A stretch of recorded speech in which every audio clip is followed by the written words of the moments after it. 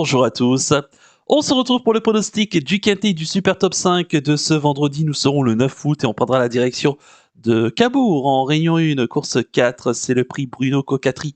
C'est une course E pour des chevaux âgés de 7 à 11 ans qui n'ont pas gagné 214 000 euros. Il y aura un recul de 25 mètres à 129 000 euros.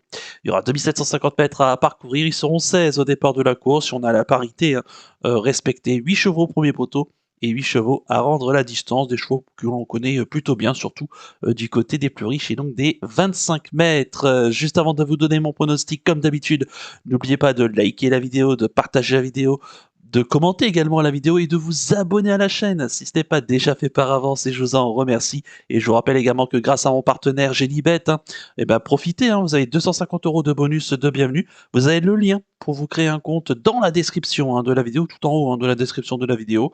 Puis ensuite, vous vous laissez guider. Vous avez 200 euros à débloquer sur la partie turf, 50 euros sur la partie sportive si vous le souhaitez.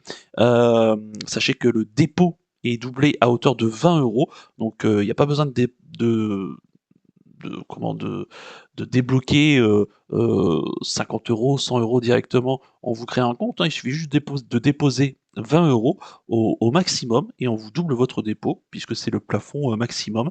Puis ensuite, vous avez 10 euros une fois que vous avez les documents validés. Et quand vous êtes passé par mon lien dans la description de la vidéo, je vous rajoute 10 euros puisque c'est grâce au code promo Flambeau 10. Donc profitez-en. C'est une belle offre, bien entendu. Et je compte sur vous pour y participer un maximum parce que moi, ça me apporte également un petit soutien également. Donc profitez-en. Allez, je vais tout de suite et rapidement vous donner mes 7 préférés tout en sachant qu'il y aura un cheval de regret. J'ai retenu en tête le 16, Hardicron, le pensionnaire de Dominique Lochneux, la drift de Johan Le Bourgeois. Il sera déféré les 4 pieds. C'est le plus riche au départ de la course. C'est vrai que son engagement est très intéressant à 345 euros seulement du plafond des gains.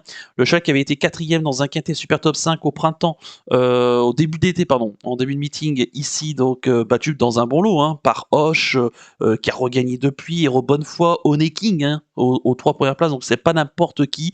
La dernière fois, écoutez, il s'est classé 3e du côté de Châtelaillon-La Rochelle le 29 juillet dernier, là encore dans un lot qui tenait la route. C'était Ibisabella qui s'imposait devant Franklin Mêlé. Alors c'était sur un parcours autostart.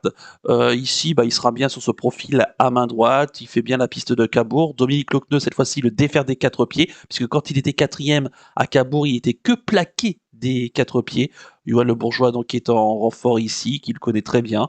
Bon, écoutez, pour moi, il a beaucoup d'atouts dans son jeu. C'est celui qui a les meilleurs titres. Dominique Lochneux est extrêmement confiant et il serait déçu s'il n'est pas sur le podium.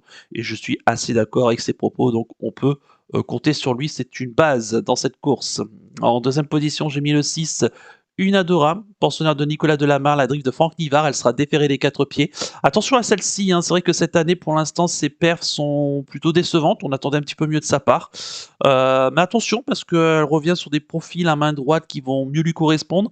Et elle a la forme saisonnière l'été dernier.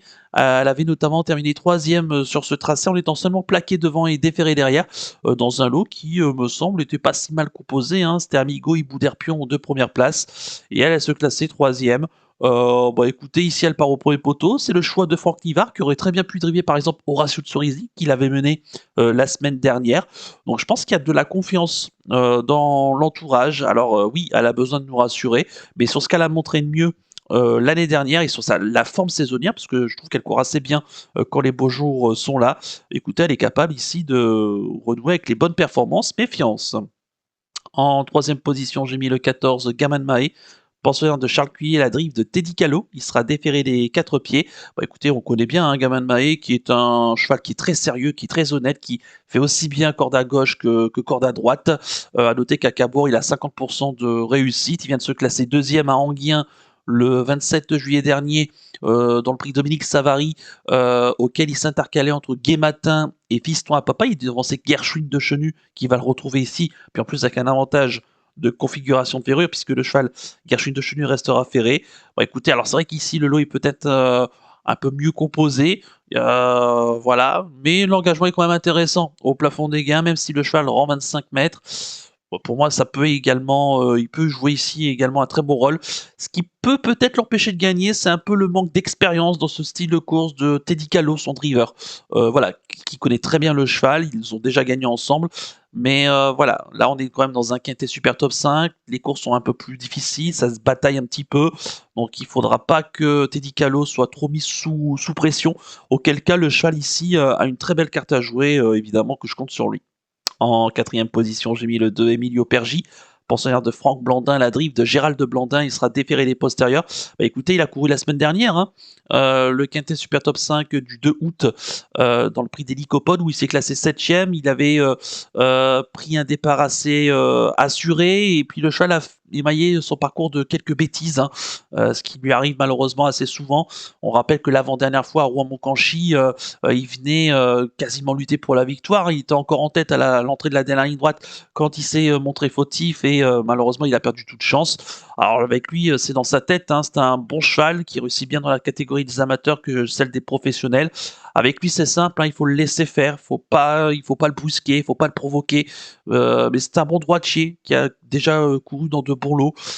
Gérald Bondin, bah, forcément, le connaît très bien puisque c'est le cheval de l'écurie. Attention à lui. Malgré tout, s'il reste sage, moi je le condamne pas hâtivement. Il est capable, hein, de renouer avec les belles performances à belle cote, sachant qu'il part au premier poteau, ça peut être aussi un avantage. En cinquième position, j'ai mis le 11 Elios Somoli, pensionnaire de Jean-Pierre Fichot, la drive de Jean-Paul Fichot, pardon, la drive de Mathias Duduy. Il restera ferré, mais c'est un choix qu'on a l'habitude, hein, de courir ainsi. Alors, il avait créé la surprise, on se souvient, à Bernay, quand il remportait l'étape du Trophée Vert, hein, au tout début de l'été. Derrière, il a confirmé en étant deuxième de l'étape de Royan-la-Palmyre, hein, battu par l'excellent Hymne du Gers, puis devancé Iron Jet, hein, notamment, et Indy de Gir, Galad Crène. Bon, des choix confirmés, hein, notamment dans ce circuit-là. La dernière fois, malheureusement, à Bernay, le 28 juillet, ça s'est pas très bien passé. Alors peut-être que c'était le contre-coup, il courait de façon un petit peu rapprochée, hein, c'était sa troisième course sur l'espace de 3 semaines. Bon, on lui a laissé 15 jours de répit, il revient sur une piste en sable, il a déjà bien fait ici à Cabourg, je crois qu'il a même déjà gagné une fois. Attention à lui, hein, même s'il rend 25 mètres, il est capable de bien faire. Bon, il faut qu'il nous rassure un petit peu, mais bon, sur ce qu'il a fait là au début de l'été, oui, pour moi sa place est à l'arrivée, incontestablement.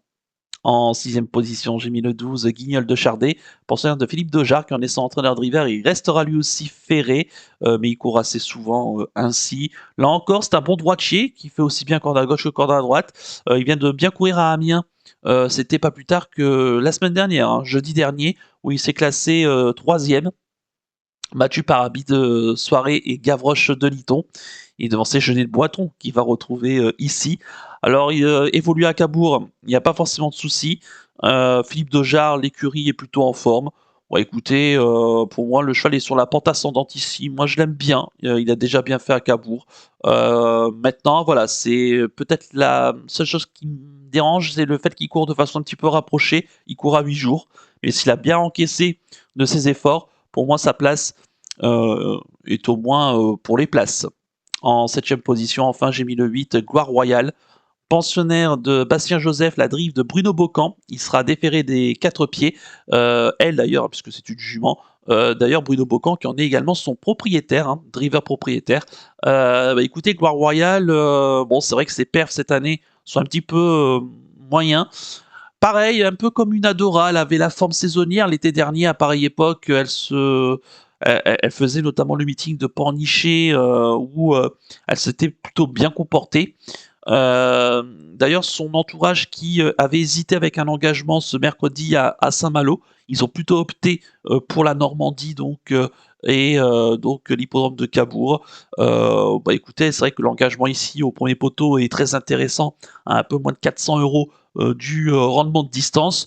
Donc voilà, c'est vrai que la jument elle a besoin de nous rassurer, mais on la défaire des 4 pieds, il faudra la driver à l'économie.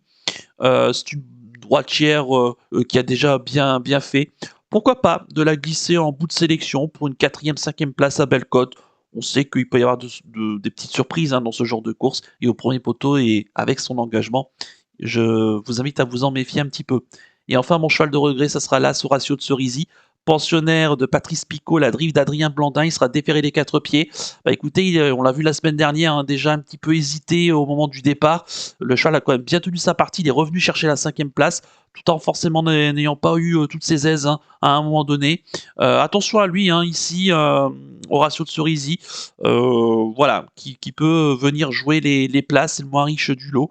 À noter que Franck Nivard donc le délaisse, et donc c'est Adrien Blandin qui va le piloter. Il faudra peut-être y voir un signe. Maintenant, voilà, je suis un peu plus réticent pour les premières places, mais il peut venir compléter la bonne combinaison pour une 5e place. Allez, on va passer tout de suite au ticket du chef. Le ticket du chef, et on va récapituler le pronostic de ce quintet Super Top 5 de Cabourg, hein. J'ai retenu en tête le 16 Hardy Crown, en deuxième position le 6 Unadora, en troisième position le 14 Gaman Mae, en quatrième position le 2 Emilio Pergi, en cinquième position le 11 Elios Somoli, en sixième position le 12 Guignol de Chardet, et en septième position le 8 Gloire Royale, mon regret, l'As Horacio de Cerisy, ce qui donne comme combinaison chiffrée 16, 6, 14, 2, 11, 12 et 8 avec l'As en regret. Mon coup de cœur pour ce quintet Super Top 5, ça sera le 16 Hardy Crown, le mieux engagé au plafond des gains. Attention à lui, hein, il peut mettre tout le monde d'accord. C'est un cheval qui a couru dans de bien meilleurs lots que cela. Donc méfiance. Et concernant mon conseil de jeu, bah écoutez, on va faire un champ couplet gagnant placé. Base du 16 avec le reste de la sélection, plus le cheval de regret. Et on va évidemment espérer que ça se passe bien pour notre base Hardy Crown, voilà, qui a tout à fait les moyens de remporter une telle course. Voilà donc pour le ticket du chef et le conseil de jeu. On va conclure la vidéo avec le penalty du jour. Tout de suite, le jingle.